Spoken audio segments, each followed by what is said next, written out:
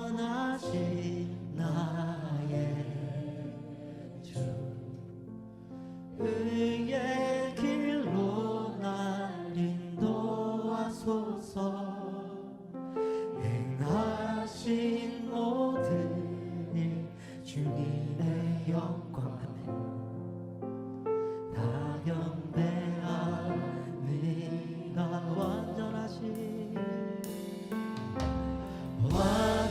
완전하신 나의 주, 의의 길로 날 인도하소서. 행하신 모든 일 주님의 영광 다 경배합니다. 예배합니다. 찬양합니다. 주님만 날 다스리소서. 예배합니다. 찬양합니다. 주님 홀로 높이 받으소서.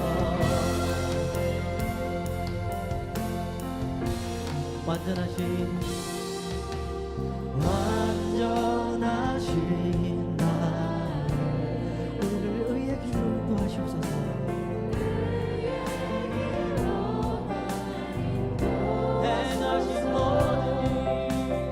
행하신 모든 주님의 영광 다 경배합니다. 같이 예배합니다. 찬양합니다. 주님만 날 다스리소서. 예배합니다. 찬양합니다. 주님 홀로 예배합니다. 찬양합니다. 예배합니다. 찬양합니다. 주님만 날 다스리소서. 예배합니다. 찬양합니다. 주님 홀로 우리 다 같이 주님께 마음을 열고 예배합니다. 예배합니다. 찬양합니다. 주님만 날 다스리소서. 예배합니다. 예배합니다. 찬양합니다. 주님 홀로 높이 받으소서. 예배합니다.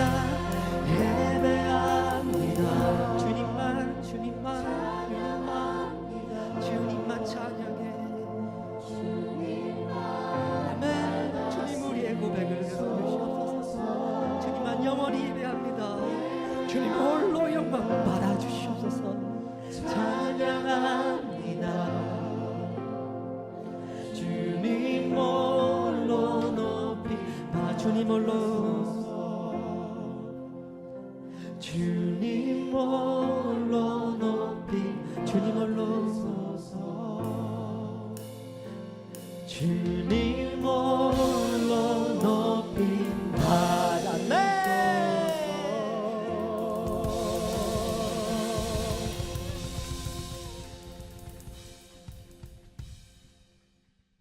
말라기 4장 4절부터 6절까지 말씀.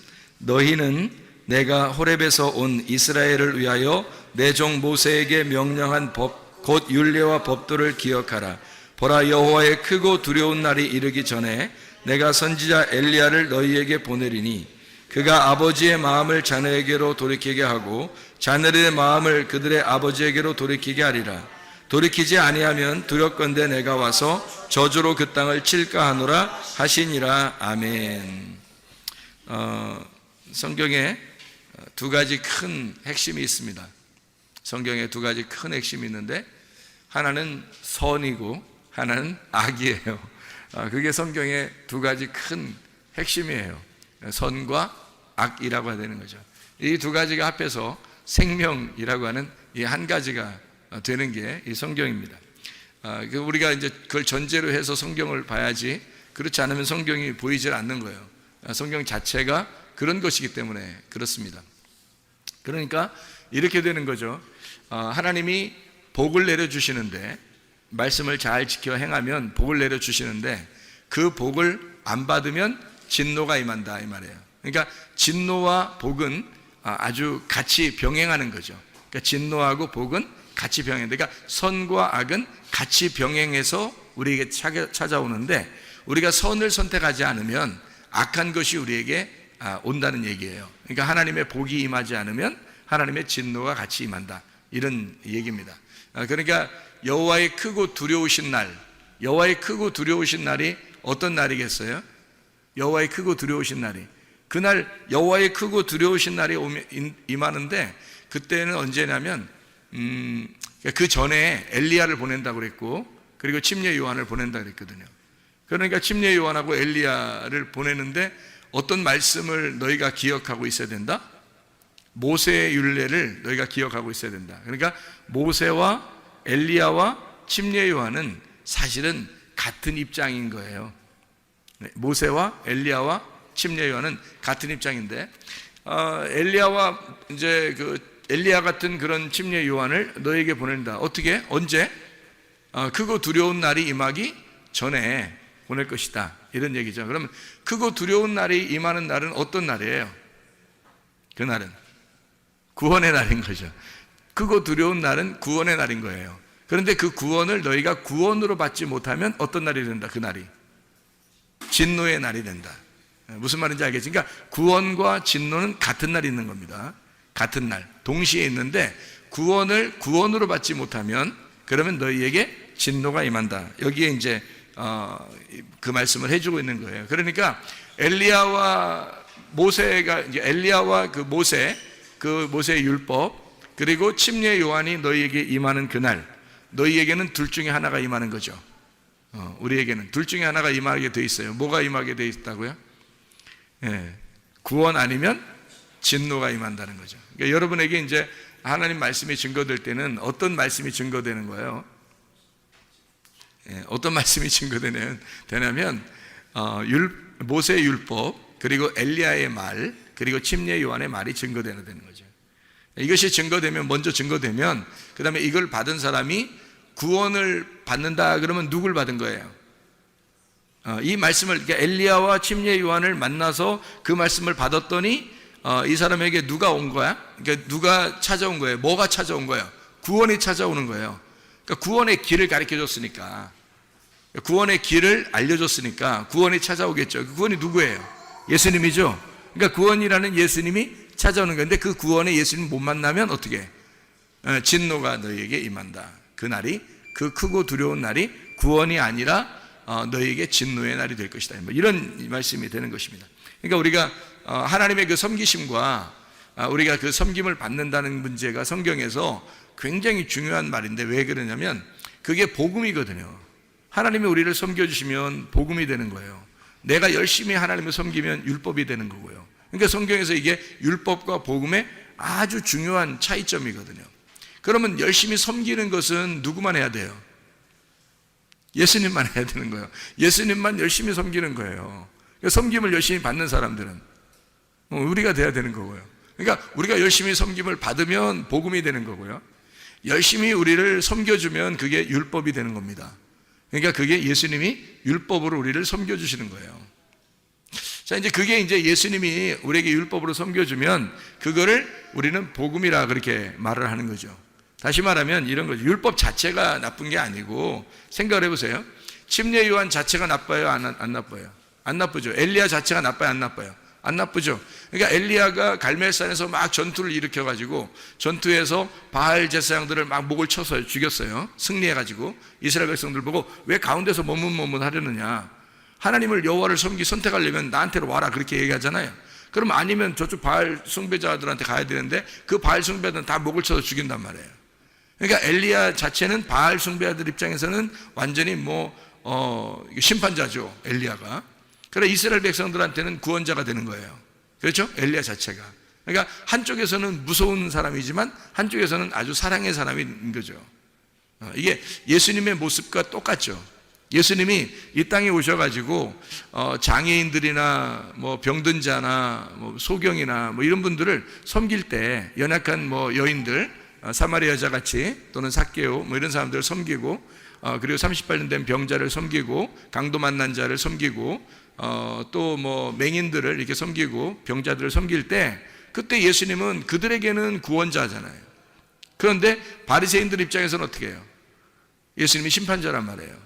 그러니까 예수님이 똑같은 복음인데 그것이 어떤 사람에게는 심판으로 다가오고 어떤 사람에게는 은혜로 다가오더라. 그러니까 예수님 자체가 뭐예요? 그러니까 율법이었던 거죠. 율법. 그러니까 하늘에서 이 땅에 내려온 것이 구약 성경에서 계속 앞으로 내려올 것이다. 이런 은혜 말씀이 내려올 것이다 라고 계속 구약에서 얘기했던 것이 다 뭘 얘기했던 거예요? 그러니까 율법을 얘기했던 거예요. 그러니까 율법이 내려온다. 그 율법이 하늘에서 내려오는 비인데 그 비가 계속 동일하게 계속 내려오는데 그 율법 안에서 누군가 오신다는 거예요. 그게 예수님인 거죠. 그 율법 안에서 율법을 완성하러 오시는 거예요, 예수님이. 그러니까 창조가 계속 있었으면 창조의 완성이 안식이죠. 7일날, 그죠? 그것처럼 예수님이 율법이 계속 구약에 있었단 말이에요. 이 율법을 마지막 안식으로 끝내는 율법의 완성이 예수님이었다는 거지. 그러니까 그건 율법으로 온 거예요. 그렇죠? 그 율법으로 오는데 그 율법이 우리들에게는, 그러니까 죽을 수밖에 없는 죄인들에게는, 맹인들에게는, 삭개오에게는, 사마리아 여자에게는 그것이 그 율법이 복음이 되더라는 거죠. 그러니까 참다운 율법, 그러니까 완성된 율법. 그 완성된 율법이 성경에서는 뭐라고 가르쳐요? 완성된 율법이 사랑이라고 가르치잖아요. 그러니까 로마서 13장에 율법의 완성이라는 말이 나오죠. 그죠? 로마서 13장에. 그러면 율법의 완성이라는 이 말이 율법의 완성을 뭐라고 여기서 소개한다고요? 율법의 완성은 사랑이라고 말해요. 로마서 13장 10절입니다. 사랑은 이웃에게 악을 행하지 아니하나니 그러므로 사랑은 율법의 완성이니라. 그러니까 하나님 자신이 어떤 분이라는 거예요? 사랑이라는 거죠. 어떤 사람에게 사랑인 거예요? 예수님은 무조건 사랑해야 되는데 왜 그럼 어떤 사람한테 막 욕하고 그랬죠? 이상하잖아요, 그죠? 그렇죠? 그러면 예수님은 침례 요한의 일을 바로 이어서 맡은 자예요. 그럼 침례 요한은 또 어떤 자냐고요? 그러면 침례 요한의 전에 있던 엘리야는 어떤 자예요?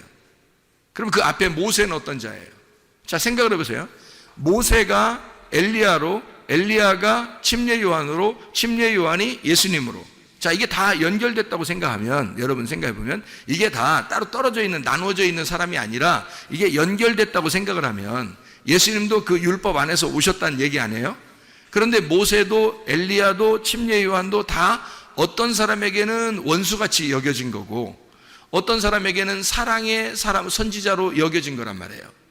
이해가 돼요? 그것처럼 예수님도 이 땅에 오시니까 어떤 사람들에게는 원수 같지만 예수님이 어떤 사람들에게는 굉장히 사랑이 넘치는 사람이었다는 거죠. 예수님 자체가. 그러니까 율법이라는 게 그런 특성을 가지고 있어요. 한쪽에서는 칼로 이렇게 나누는 심판의 의미를 가지고 있다면 한쪽에서는 그게 은혜의 단비와 같은 그런 것을 율법이라고 말하는 겁니다. 그러니까 율법 자체에 이렇게 말하면 상당히 사람들은 율법하면 막 나쁜 거 이렇게 하도 인식을 해서 그래요. 성경에 이제 바울 사도가 그런 식으로 써놨었죠. 율법으로 구원받을 사람이 아무도 없다. 이런 식으로 써놨기 때문에 율법 그러면 굉장히 이상하게 봅니다. 율법으로 구원받을 사람이 없죠. 누가 완성하기 전까지는. 예수님이 와서 완성하기 전까지는 구원받을 사람이 없는 거예요. 그런데 그 율법을 완성하신 분이 있어요. 뭘로? 사랑으로 완성하신 분이 있는데 그가 예수 그리스도란 말이에요. 그러면 그 율법이 더 이상 우리에게는 구원하지 못할 율법이 아니라 복음이 되는 거죠. 그 율법 자체가 복음이 되는 거예요. 그러니까 하나님은 처음부터 여러분에게 눈 딱 감고 야 그냥 사랑 내 사랑아 그냥 이런 식으로 안 한단 말이에요. 반드시 율법으로 다가와서 사랑하시는 거예요. 그러니까 여러분은 간혹 어떤 느낌이 드는 거냐면 하나님이 한편으로는 무섭다 이런 느낌이 들 거예요. 그게 정상입니다. 하나님이 그러나 그런 그 두려운 하나님이시지만 굉장히 사랑이 많으시고 긍휼이 많으시고 자비하시고 우리를 아주 애처롭게 보시는 하나님이시다 하는 그 말도 맞는 얘기예요. 무슨 말인지 알겠죠? 율법 안에서 오신 그 예수님, 주님이 이제 그 율법을 완성하셨다, 그 사랑으로 완성하셨다 이런 생각을 하게 되면 성경이 이게 나누어져서 보이는데 그게 원래 하나였구나 이렇게 알게 되는 거죠. 이거를 이제 우리가 잘 생각해야 성경이 이해가 돼요. 그렇지 않으면 성경 어떤 말은 이해가, 여러분 옛날에 성경을 읽어보면 이런 생각이 들죠. 여기는 이해가 되는데 여기하고 맞춰보면 이해가 안 돼. 뭐 이런 것들이 꽤 있었죠. 왜냐하면 이 앞에하고 뒤에하고 안 맞게 생각을 했었으니까 그런 거예요. 똑같이 이게 다 같이 하나로 연결돼서 생각을 했어야 되는데 이쪽에서 읽을 때는 여기만 앞에만 이해가 되고 뒤에 부분 읽을 때는 뒤에만 이해가 돼. 앞에하고 뒤에하고 합쳐놓으면 이해가 안 돼. 여기선 이 말하고 여기선 이 말을, 이상하다. 하나님 왜 여기선 이 말하고 여기선 이 말을, 그러니까 이런 생각이 들 때가 있죠. 그죠? 하나님이 똑같은 말을 이쪽에서는 반대로 얘기하고 이쪽에서는 또 반대로 얘기하고 막 그런 게 있어요. 예를 들어서 뭐 효도하라 그러잖아요. 성경이죠. 효도하라고. 그럼 또 한쪽에서는 어떻게 부모하고 원수를 맺으라 그렇게 또 얘기하잖아요. 이런 게 이제 이 성경에서 이게 다 합쳐져야 되는 건데 이 합쳐지지 못했을 때는 이게 나누어진 거예요. 선악으로 나누어진 거란 말이에요. 이게 딱 이렇게 나누어진 거죠. 선악이라고 그러면 이제 어떤 걸 선악이라고 그러냐면 선한 거는 효도하라는 게 선한 거겠죠. 지금 예를 들어서 하나 얘기하면 선한 거라면 효도하는 게 선한 거겠죠. 그러면 이제 원수 맺으라는 건 악한 거겠죠. 그런 거예요. 그러니까 선과 악으로 이렇게 나누어지는 건데 그거를 두 개 합치면 이게 악한 거예요. 선악이에요, 그게. 근데 요거를 가운데서 완성을 하는 게 죽음이에요. 그래서 그거를 그 사이에서 죽어버리면 이게 완성이 되는 거예요. 그러니까 그 죽음의 완성이 사랑의 죽음이죠. 죽음의 사랑. 그게 이제 완성을 시키는 거예요. 이웃을 위해서 목숨을 버리는 그 사랑. 그 예수님이 하는 것이죠. 예수님이 우리의 이웃이니까. 그죠? 우리가 예수님의 이웃이고 우리의 이웃은 예수님이에요. 그러니까 예수님과 우리는 서로 이웃인데 원수가 아니고 이웃이어야 말이에요. 그래서 원수인 나를, 율법으로 원수를 맺었던 나를 율법이 오셔서 완성, 이웃을 사랑함으로 완성을 했단 말이에요. 그래서 십자가 못 박혀 죽으셔서 이 율법이 완성이 됐어요, 이미. 그래서 결론은 항상 성경의 결론은 다 선한 것으로 나옵니다. 성경의 결론은 무조건 다 선한 것으로 나와요. 그러니까 그런 하나님을 여러분이 인정한다면 하나님은 우리를 선하게 섬기시고 인도하시는 하나님이구나 라는 걸 전제하고 성경을 봐야 되는 거죠. 그러니까 그렇게 하신 하나님이라고 하는 건 뭘 전제했다는 얘기예요? 선악으로 나눠졌다는 얘기예요? 생명으로 하나가 됐다는 얘기예요? 생명으로 이미 하나가 됐다는 얘기예요. 어떻게 하면 선악이 생명으로 하나가 되는 거예요? 어떻게 하면? 죽으면, 선악으로 죽으면 생명으로 하나가 되는 거예요. 그래서 우리 보고 주님을 따라오라는 거예요. 그래서 너희가 선악으로 죽으면 네가 선악의 눈으로 보지 않고 두 눈으로 보지 않고 한 눈이 없어지면 하나의 눈으로 보게 될 것이다. 그게 생명이라는 것이다. 하나님이 그토록 우리를 사랑하시는 거다라고 하는 그런 얘기입니다. 자, 두 개가 한 개로 보인다는 얘기를 좀 이제 이해가 되겠죠. 무슨 말인가? 여기서 진노를 받는다, 복을 내린다. 구원을 주신다, 진노하신다.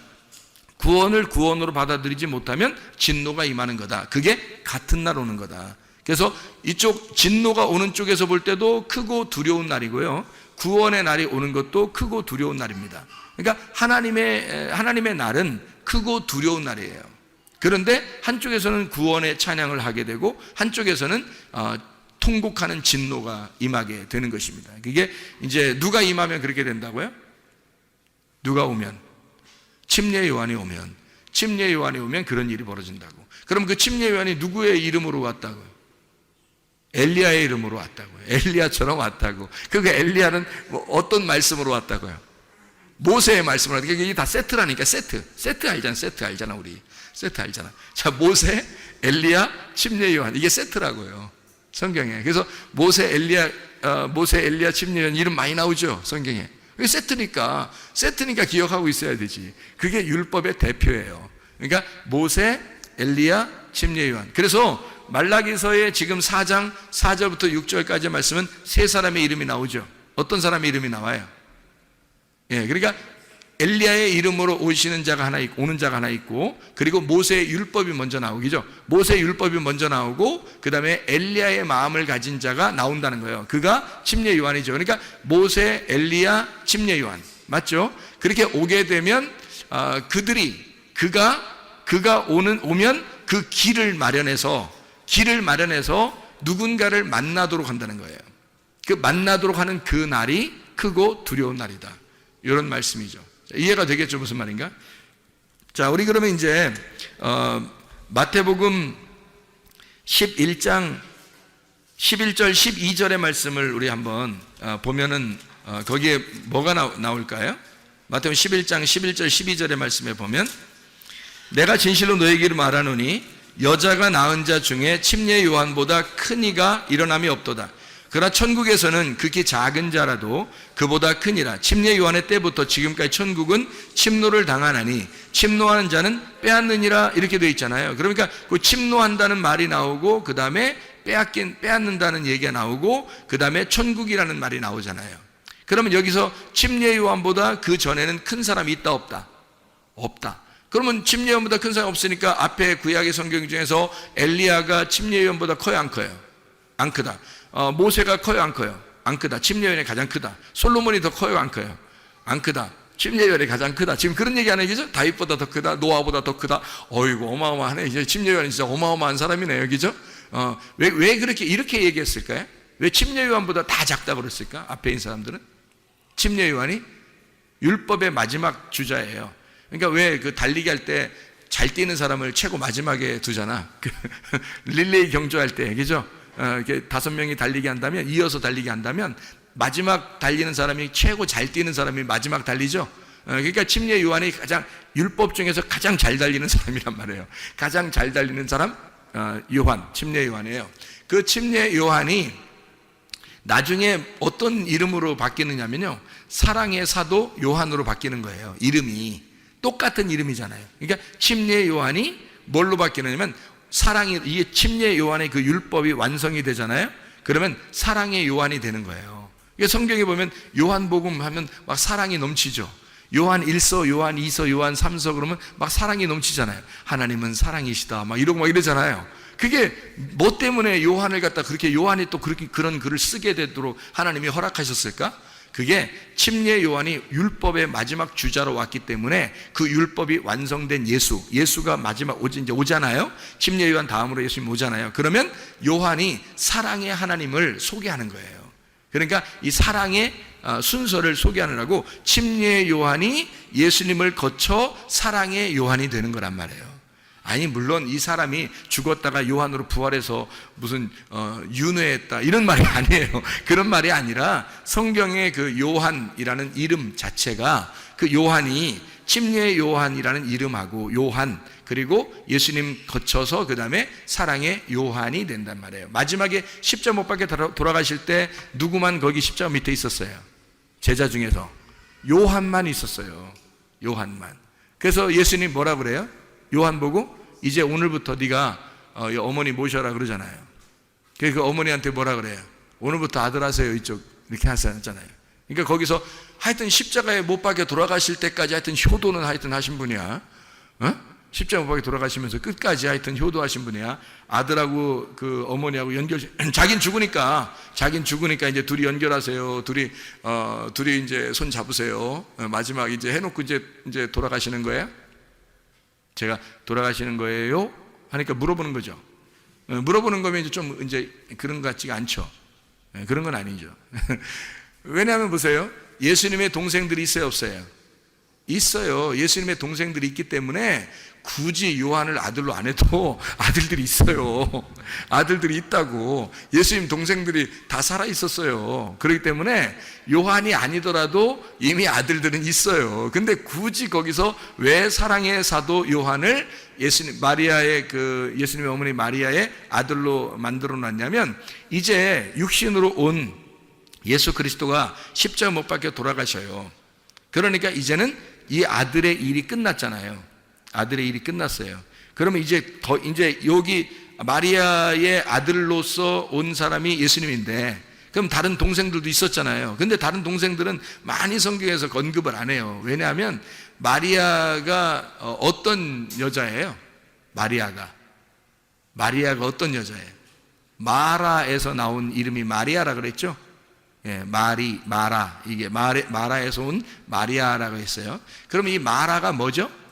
쓰다라는 이름이에요. 그러니까 쓰다. 잉태의 고통. 그 쓰다. 그러면 이 왜 쓴 건가요? 왜 써요? 죄가 있으니까 쓰죠. 그러니까 죄악 가운데 죄악으로 잉태된 아들을 가진 자, 마라란 말이에요. 이 마라의 쓴물에서 예수가 나오면 뭐가 되겠어요? 배가. 원래 배는 마라예요. 배는 쓴 배예요. 죄가 있는 배인데 아들이 이 속에 잉태되면 내 속에 있는 죄를 다 끄집어내서 아들이 끄집어 가지고 나온단 말이에요. 그럼 배가 어떻게 되겠어요? 깨끗해지겠죠. 깨끗해지니까 거룩한 배가 되는 거예요. 이제는 쓴 물이 단물로 바뀐단 말이에요. 이게 그래서 한 배에서 쓴 물이 단물로 바뀌는 여자, 마라가 마리아가 된 여자예요. 근데 이 마리아가 어느 여자를 갖다가 성경에서 설명하려고 마리아가 나온 걸까요? 마리아가 하와예요. 하와. 그러니까 창세기 3장에 하와가 뱀한테 이제 범죄했잖아요. 그죠? 뱀하고 같이 범죄했는데 그 하나님을 거역한 범죄를 하고 나서 하나님이 뭐라 그래요? 남자는 일하라 그러고 여자는 잉태하는 고통을 가져라. 뭐 그런 얘기를 하죠. 그리고 여자의 아들이 뱀의 머리를 밟게 될 것이다. 이런 얘기를 하죠. 그럼 그 여자의 아들이라는 말이 거기서 여자가 누구밖에 없었어요? 그 얘기를 듣는 사람 중에서는 하와밖에 없었죠. 그 여자의 아들이 뱀의 머리를 밟게 될 것이다 라고 하는 그 여자, 쓴물을 가진, 다시 말하면 선악과를 먹어버린 그 쓴물을 가진 여자의 후손으로 누가 왔어요? 여자로 마리아가 온 거예요. 마리아가 대표로 온 거고 이 세상에는 모두 다 여자의 아들이 아니라 남자의 아들이거든요. 우리 모든 인간들은 남자의 아들입니다. 왜냐하면 남자가 있어야 아이가 나오는 거니까. 생각을 해보세요. 근데 남자 없이 여자가 아기를 잉태한 것은 누구밖에 없어요? 예수님밖에 없어요. 인류사에 창세기부터 요한계시록까지 예수 한 분만 남자 없이 여자가 낳단 말이에요. 이해가 돼요? 그래서 여자가 난 예수, 그 아들이 뱀의 머리를 밟게 될 것이다 라고 얘기한 거거든요. 이해가 되겠죠? 그래서 이 마라의 쓴물을 가진 여자가 예수를 잉태하고 출산함으로 그가 단물로 바뀌는 이런 선악과가 생명나무로 바뀌는 역사가 일어났다는 얘기입니다. 그 아들이 이 땅에 오셨거든요. 그러니까 마리아에게서, 여자에게서 유일하게 태어난 남자가 누구라고요? 예수님이라고요. 근데 그 아들을 지금 누구한테 인계해 주는 거예요?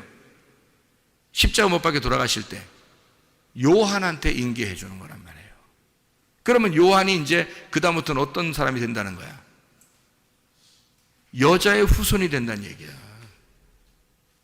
그게 무슨 말인지 알겠어요? 이제까지 여자의 후손은 인류 역사상 누구밖에 없었다고요? 예수님밖에 없었다고. 그래서 예수님을 하나님의 아들이라 그러는 거야.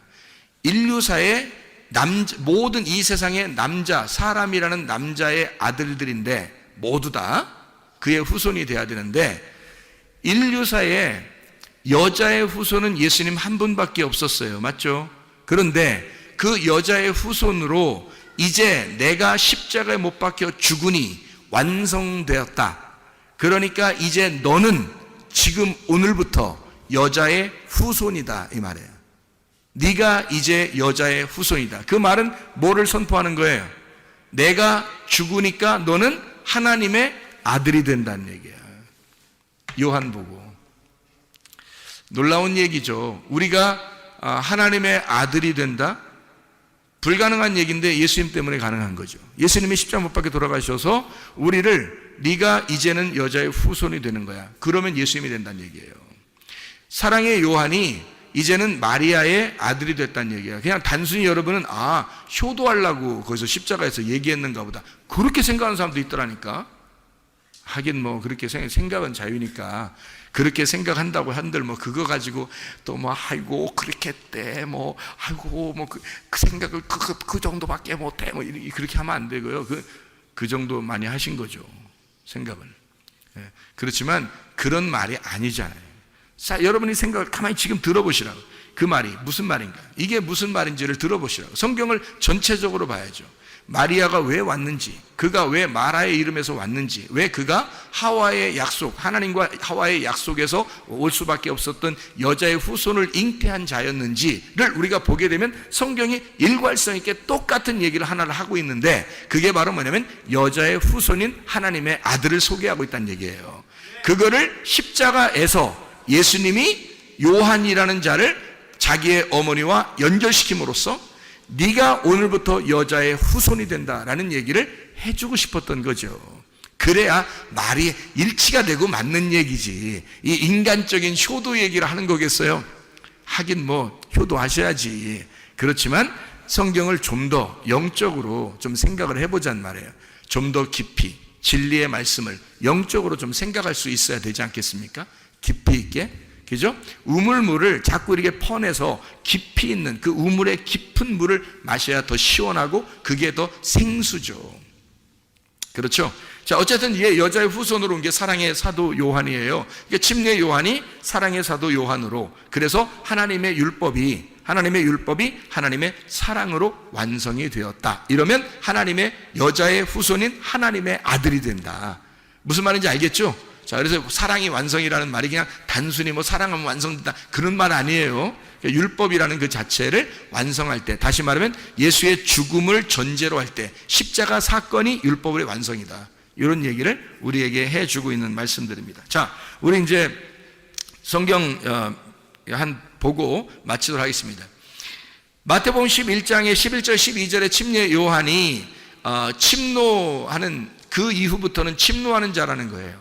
그러면 예수님 때부터는 어린아이라 할지라도 침례 요한보다 크다는 거죠. 침례 요한이 구약에서 가장 큰 자였는데, 왜 가장 큰 자냐면 이 사람이 예수님의 얼굴을 직접 본 사람이에요. 그 전에는 다 이렇게 그 그림자로 봤다고요. 왜냐면 직접 나오지 않았으니까. 근데 직접 나와서 그와 함께 살고 동시대에 그 예수를 동일하게 엘리야와 같은 선지자였지만, 모세와 같은 율법을 가진 자였지만, 침례 요한만 유일하게 예수님의 얼굴을 직접 만나고 본 사람이란 말이에요.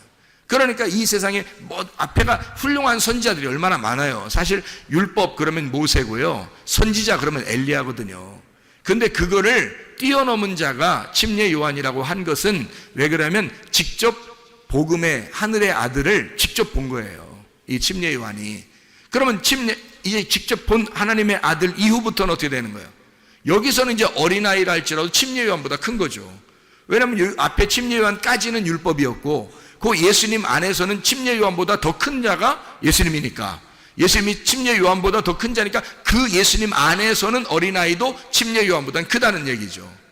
그러니까 누가 침노하느냐는 거예요. 예수님이 침례 요한 때까지 이제 이 때부터 지금 천국이 올 때까지 계속 침례 요한까지는 율법의 시대였는데, 그때부터 천국은 침노를 받는데요. 침례 요한 때부터 천국이 침노를 받는데, 그럼 그 침노한다는 말이 어떤 의미라고요? 침노가 비아조라는 단어입니다. 강제로 들어가다라는 말이고, 이게 비아, 폭력이라는 단어입니다.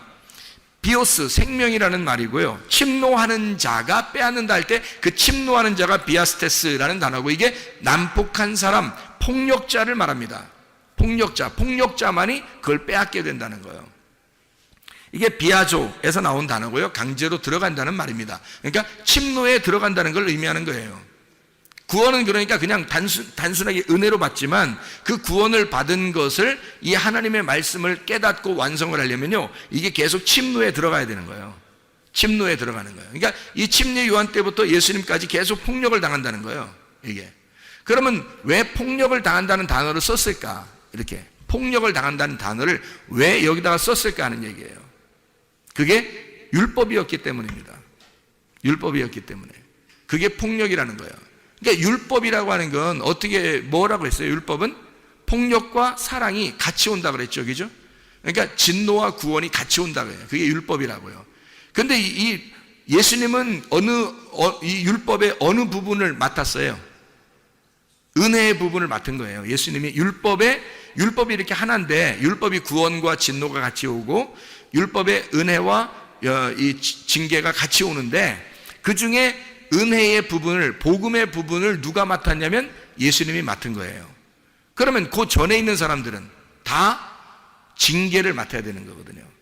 그 할당된 분야가 그런 거예요. 할당된 분야가 그런 거지, 그 사람들이 뭐 나쁘다 이런 의미가 아니란 말이에요.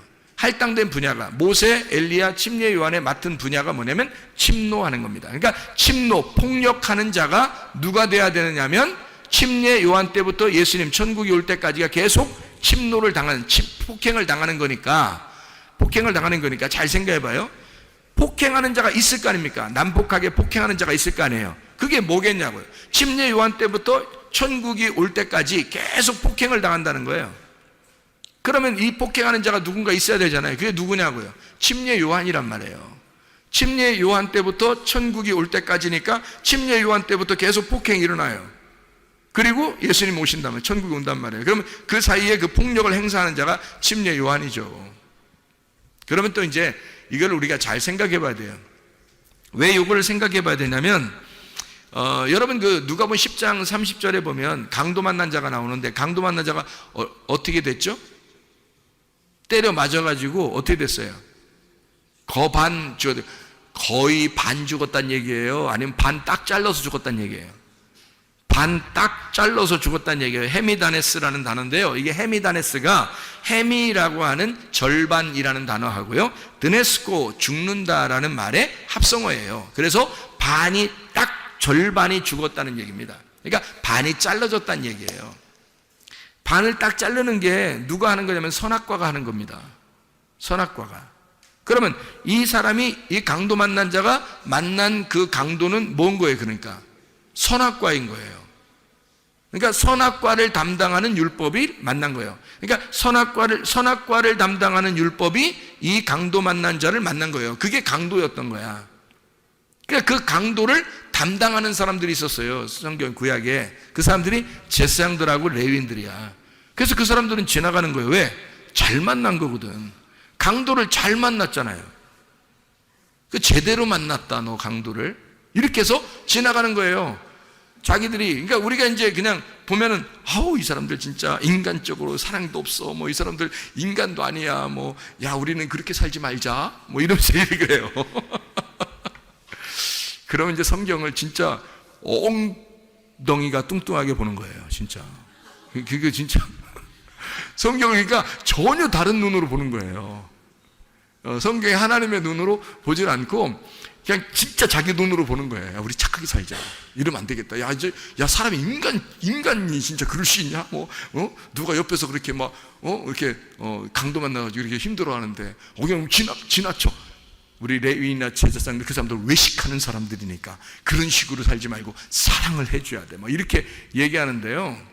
제사장과 레위인이 지나간 이유를 제가 가만히 여기서 생각을 해봤어요. 우물을 파고 또 파고 또 파서 깊이 생각을 해봤어요. 그 깊은 우물을 이렇게 들여다보니까 제사장과 레위인이 그 사람을 지나칠 수밖에 없었던 이유는 그가 제대로 강도를 만났기 때문입니다. 제대로 강도를 만났기 때문에 딱 반이 잘라진 거예요. 그러니까 제사장 레위인이 더 이상 건들 게 없는 거야.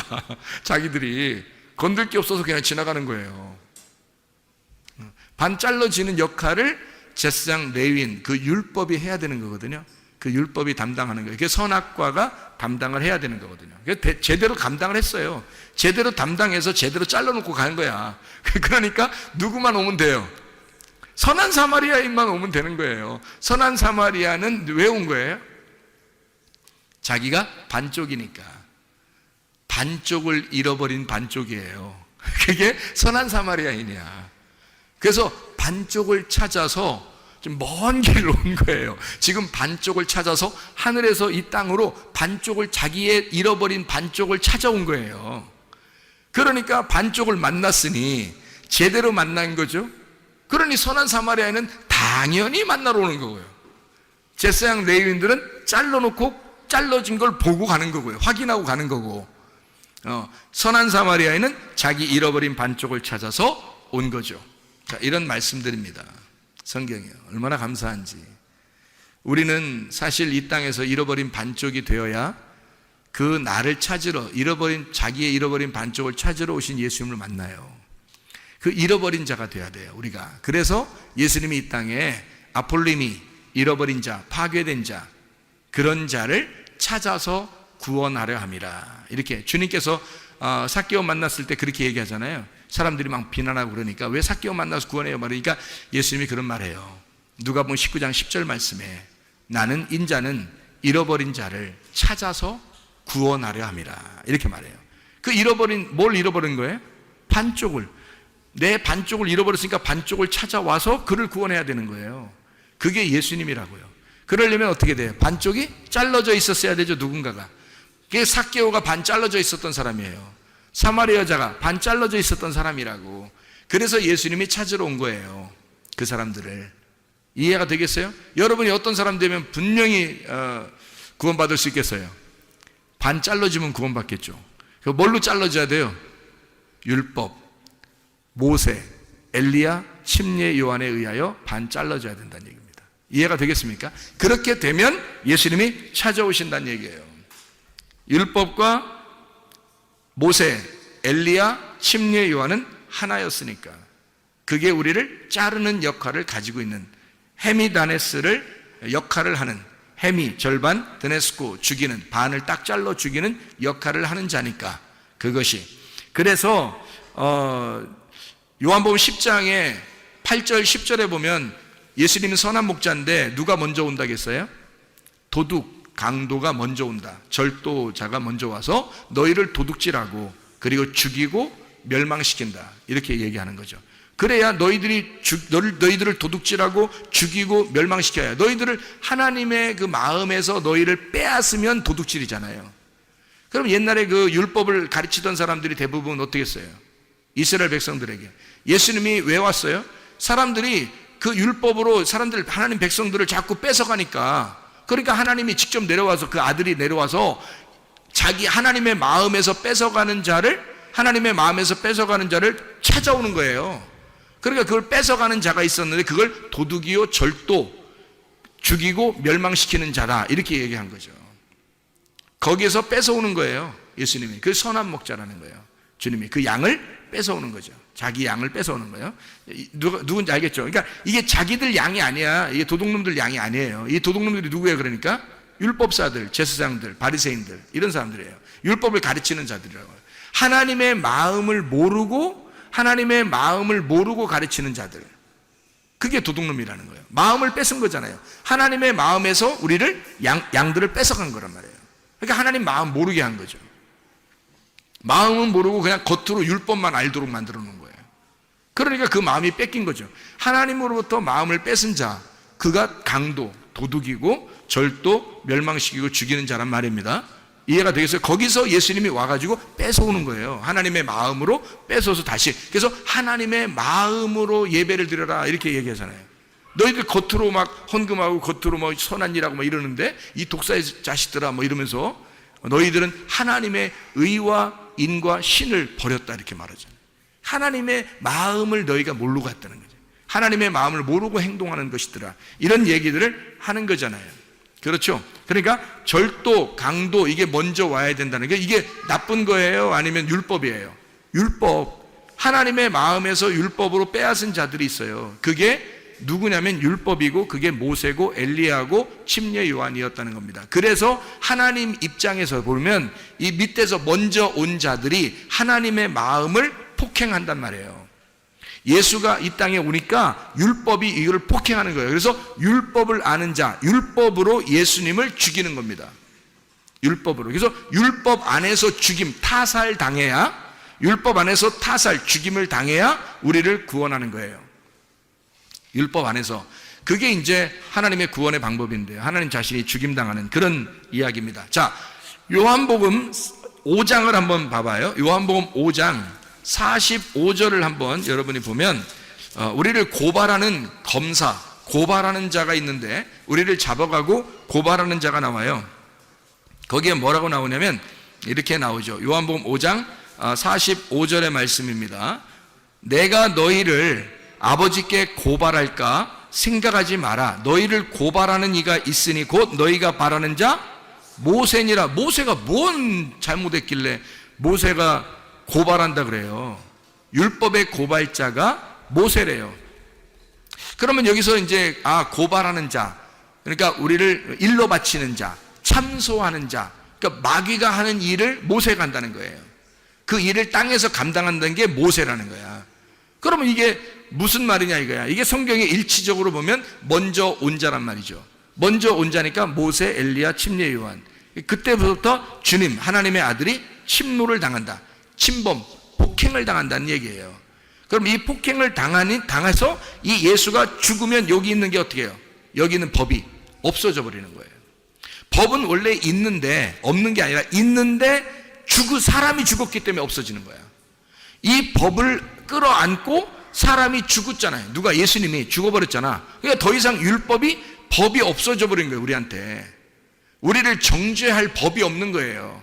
그래서 너희가 뭐가 죄라는 거예요? 그럼 너희를 정죄할 법이 없어졌다잖아. 법 있잖아. 있는데 그 있는 거는 이렇게 예수님이 오셔서 죽으셨다는 걸 설명해 주려고 그러는 거예요. 그러면 뭐가 이제 죄라는 거예요? 법은 없어졌으니까 뭐가 죄예요? 그 죄를 용서하신 예수님을 안 믿는 게 죄라 그러잖아요. 그래서 요한복음 16장 9절에, 그죠? 그러니까 죄는 더 이상 이제 율법이 아니라 율법이라는 법이 없어졌단 말이야. 사람이 죽었기 때문에. 그래서 예수님이 그걸 율법을 끌어안고 다 죽었으니까, 법이 없어졌으니까 이제 뭐가 죄냐면 그 예수님을 안 받아들이면 그게 죄라는 거예요. 그래서 용서받지 못한다는 거예요. 그게. 다른 거는 다 용서받아요. 다른 거는. 그러면 그래? 다른 거 다 용서받아? 그럼 내 교회 다니고 내 예수 믿었는데 내가 한번 내 할 짓 한번 해볼까? 뭐 이렇게 하면 그건 넌 믿은 게 아니지. 너는 믿은 게 아니지. 너는 거짓이었지. 그 능멸하는 거죠. 하나님을 능멸하는 태도입니다. 그럴 수가 없어요. 죄를 질 수가 없습니다. 그러니까 하나님 안에서 사는 거를 죄가 없다 그렇게 말하는 거예요. 하나님과 한 마음이 돼서 사는 거를 죄가 없다 그렇게 얘기하는 거란 말이에요. 그러니까 고발자가 누군지 아셨죠? 이제 침노하는 자가 누군지 아셨죠? 그게 먼저 와야 천국이 침노를 당하고 천국이 폭행을 당해야 그 다음에 자기가 죽임을 당하죠. 타살당하고 죽임을 당해야 이 법이 끝나잖아요. 율법을 끌어안고 죽었으니까. 그래서 법이 끝나버리는 거란 말이에요. 우리한테는. 그래서 예수가 우리에게 복음이 되는 거예요. 예수님을 받아들인 사람에게는 복음이 되는 거고, 안 받아들인 사람은 여전히 율법이 존재하고 있으니까 모세, 엘리야, 침례 요한이 계속 너를 고발할 거란 말이에요. 이해가 되겠죠? 계속 우리를 모세, 엘리야, 침례 요한이 와서 너희를 고발하는 거예요. 그러면 이제 그가 고발자니까 마귀가 참소하는 자잖아요. 참소하는 자처럼 너희를 율법이 와서 너를 계속해서 고발할 것이다 그 말이에요. 왜요? 왜 고발해요? 왜 고발해요? 우리를 하나님이 사랑하시니까 고발하는 거예요. 왜 그런지 알아요? 자, 모세하고 율법, 엘리야하고 침례 요한 왜 왔는지를 우리가 알아야죠. 그분들이 왜 우리 앞에 와야 하는지. 목사가 왜 여러분 앞에서 여러분에게 진정으로 죄를 깨닫게 하는지 그걸 알아야죠. 예수님 만나게 하기 위해서입니다. 예수님 만나게 하기 위해서. 그러니까 모세나 엘리야나 침례 요한이 다 같이 어떤 사람들이냐면요, 이 사람들이 하나님의 계시의 말씀을 깨달은 주님의 종입니다. 이 사람들이요. 그러면 이 시대에도 어떻게 돼야 돼요? 진짜 예수를 만나게 하려면 도둑이 먼저 와야 되는데, 그 도둑이 누구라겠어요? 우리들이라고 했죠. 나라겠다, 지도자라겠단 말이에요. 그러면 모세, 엘리야, 침례 요한 그리고 율법, 그 율법을 가진 주의 종들이 예수를 만나게 하는 율법, 그러니까 예수를 만나게 하는 그 도둑, 강도, 절도가 돼야 된단 말이에요. 그럼 그게 이제 우리가 생각할 때는 도둑놈, 절도, 강도, 그게 뭐야? 저 사람들이 교회 목사네 그러면서 우리 거 다 도둑질하고 그러는 거 아닌가? 이렇게 생각할지 모르겠지만 그걸 잘 알아야죠. 왜 모세가, 엘리야가, 침례 요한이 왜 우리를 폭행하고 침노해야 하는지, 왜 예수를 죽여야만 했는지, 그리고 예수를 죽인 것처럼 너희들에게 그렇게 찾아오는지, 왜 그 말씀의 율법의 말씀으로 우리를 왜 찾아와서 우리를 자꾸 때리는지, 가슴을 자꾸 치는지 그거를 알아야죠. 왜 그러는지. 하나님의 계시를 맡은 그 깨달은 종이 돼야지만이 그 일을 감당해야 되는 거고요. 그걸 모르는 종이 그냥 뭐 사람들 뭐 설교한다고 그냥 잘한다 뭐 이러고 뭐 그냥 사람들 귀에 듣기 좋은 말 하고 설교 잘한다 그러고 이렇게 하는 거는 아니란 말이에요. 아무나 이렇게 먼저 온 자가 있어야 예수를 만나는 거니까 먼저 온 자가 아무나 그냥 막 만나면 여러분이 예수님 만날 것이냐? 아니에요. 침례 요한 같은 사람 만나야 예수님 만나는 거예요. 엘리야 같은 사람 만나야 예수님 만나는 거예요, 여러분. 모세 같은 사람 만나야 되는 거예요. 그럼 이 사람들은 어떤 사람들이었어요? 하나님의 종이었어요. 하나님이 선택한 종이었다고요, 이 사람들. 그런 사람들이 있단 말이죠. 그런 사람을 만나야 여러분이 진짜 복음, 예수를 만날 수 있는 거예요. 아무나 그냥 막 그냥 설교한다고 다 그냥 그 사람들 다 똑같은 사람들일 거야. 아니, 성경에 이게 모세, 엘리야, 침례요한이 다 다른 사람 똑같아요? 아니에요. 하나님이 분명히 선택한 주의 종들이 있다고요. 하나님이 선택한, 하나님과 진짜 한 마음이 된, 그래서 자기 역할을 감당해야 되는, 자기가 예수가 아니니까 예수를 만나게끔 하는, 자기가 막 위대해지고 자기가 능력이 많고 자기가 막 기적을 나타내고 자기가 표적을 나타내고 그러면 그 사람이 예수지. 그럼 예수, 딴 예수 만날 필요 없죠. 그 사람 만나면 되잖아요. 그러면 안 되잖아요. 그러면은 잘못된 종을 만난 거란 말이에요. 그건 진짜 잘못된 걸 만난 거고요. 진짜 하나님의 종을 만난다는 얘기는 이 사람이 비록 좀 다소 부족해 보여도 예수의 진리, 예수라고 하는 그 진리를 정확하게 소개해 줄 수 있는 사람이 돼야 되는 거죠. 그 길을, 광야에 외치는 자의 소리가 돼야 되는 거예요. 그 광야에 외치는 자의 그 임금을 만나게 하려고, 자기가 모시는 그 임금을 만나게 하려고 최선을 다해서 그 소리치는 자, 그거예요. 그러니까 그게 모세고 그게 엘리야고 그게 침례 요한이었던 거란 말이에요. 그러니까 우리가 그들이 뭐라고요? 그러니까 누가복음 10장에서는 강도라고요. 딱 반 잘라서 죽이는 자. 여러분이 그렇게 반 잘라서 죽여줘야, 죽고 있어야 예수님이 와가지고 잃어버린 반쪽을 찾아온다 그랬잖아요. 그래, 여러분의 반쪽을 잘라주는 자가 필요한 거지. 여러분을 반쪽을 잘라주는 자가 그게 모세요, 그게 엘리야요, 그게 침례 요한이라는 얘기죠. 이해가 되겠습니까? 그 사람들은 하나님의 전적인 종이에요. 하나님의 계시를 깨달은 종이라고요. 그래서 이 사람들은 그런 일을 자기가 자기의 역할을 충분히 감당하는 거란 말이에요. 자기 잘 보이려고 하는 게 아니라, 이 사람들은 자기들 잘 보이려고 하는 게 하지 않았어요. 하나님을 직접 만나게 하려고 애썼단 말이에요. 이 사람들은. 왜? 자기들은 자기가 진짜 그 복음이 아니니까 자기들은 그냥 잘라주는 역할을 하는 자란 말이에요. 그래서 길을 갖다 제시해주는 자란 말이에요, 이 사람들이. 그러니까 도둑이라, 강도다, 먼저 온 목자다라고 하는 것은 하나님의 말씀의 길을 제시하는 자란 말이에요. 그게 모세, 엘리야, 침례 요한, 진리의 예수를 만나도록 길을 마련해 주는 자, 그걸 강도라고 그런다고. 우리가 생각하는 강도하고 전혀 반대란 말입니다. 이게 성경에서 말하면, 그래야 성경이 일치가 되죠. 한쪽만 보면 강도, 그럼 무조건 마귀, 끝, 이렇게 하면 안 된단 말이에요, 이게 성경이. 그러면 먼저 온 자, 나중 온 자, 이게 안 맞는다고요. 그렇게 그냥 막 무조건 아무렇게나 얘기해버리면. 성경이 일치가 돼야 되고 성경이 하나로 통일되어 있는 하나님의 말씀입니다. 이건 하나님께서 이미 계획에 의하여, 하나님의 전적인 계획에 의하여 순서대로 쓴 책이에요. 이게 성경이. 그걸 깨달아야 되죠. 세상의 어둠의 음녀 입장에서 생각해 보세요. 음녀가 여리고로 내려가고 있어요. 강도 만난 자죠. 여리고로 내려가고 있어요. 그러면 누가 와야 돼요? 강도가 와야 돼요. 와가지고 여리고 내려가는 걸 갖다 잘라버려야 되는 거지. 그냥 반 죽여버려야 되는 거지. 그럼 그 반 죽는 강도 만난 자를 어떻게? 감사합니다, 감사합니다, 그래야 되는 거죠. 왜냐면 반 잘라줬으니까. 여리고로 내려가니까 잘라버리더라, 나를. 이거잖아. 그러면 이게 감사한 거야, 아니면은 막 황당한 거야? 감사한 거죠. 모세, 엘리야, 침례 요한을 만나야 된다고요. 그 강도를 만나야 된다고.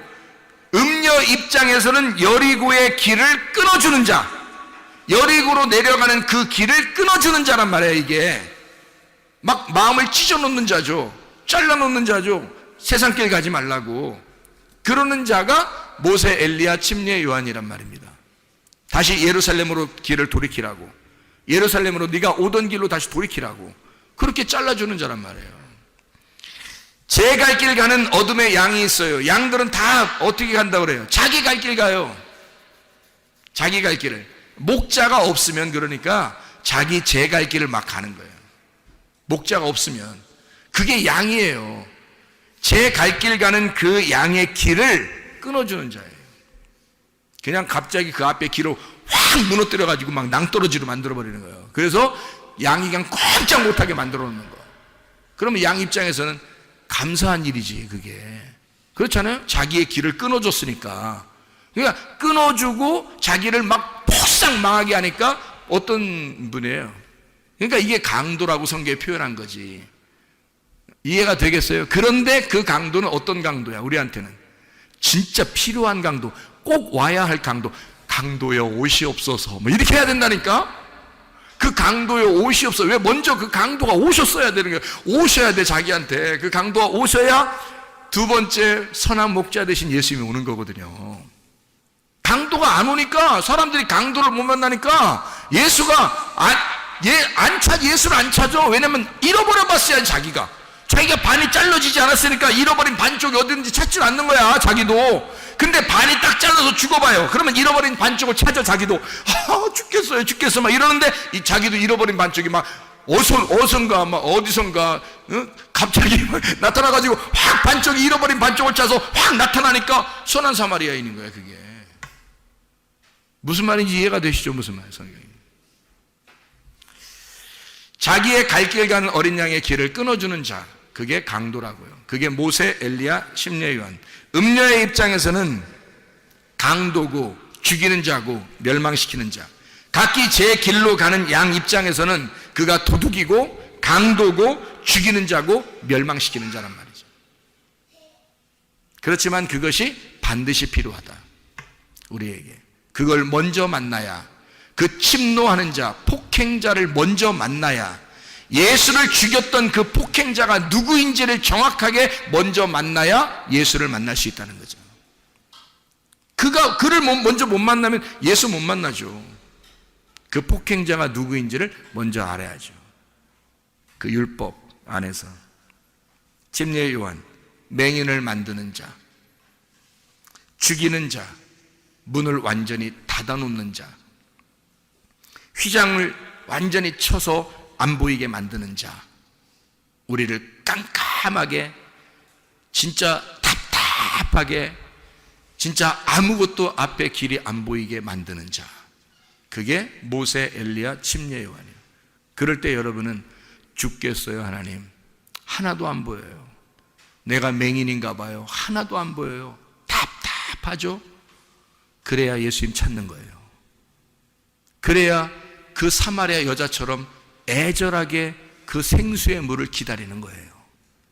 그래야 삭개오처럼 막 달려와서 뽕나무 위에라도 올라가서 얼굴이라도 쳐다보고 싶은 거예요.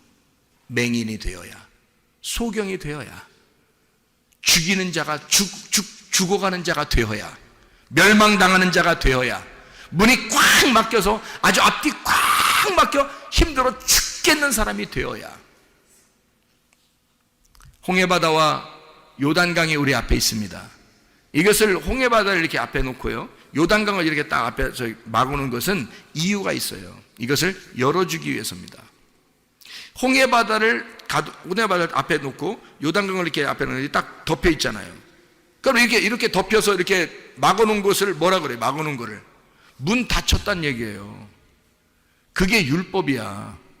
그게 강도고, 우리를 저쪽으로 못 건너가게 막아놓은 거란 말이에요. 이 막는 자, 우리를 막아서 뒤에는 애굽 군대가 쫓아오죠. 앞에는 홍해바다가 있죠. 딱 우리를 막혀서 우리가 도저히 앞에 나갈 수 없을 때 하나님 어떡합니까? 라고 호소할 수 있잖아요. 그 하나님께 호소하니까 하나님이 구원자를 보내주셔요. 그 구원자가 모세의 지팡이야. 이것을 앞에 내밀어라 이거지. 그러면 이것이 갈라지게 될 것이다. 갈라진 것이 휘장이 찢어지는 거잖아. 문이 열리는 거잖아. 이해가 돼요? 소경이, 눈 덮였던 소경이 눈이 열리는 거잖아. 이해가 되죠? 죽었던 우리들의 마음이 부활되는 거잖아. 열려지는 거잖아요. 거기를 통과해 지나가라고. 그거를 침노에 폭행해서 찢어내고 나가라고.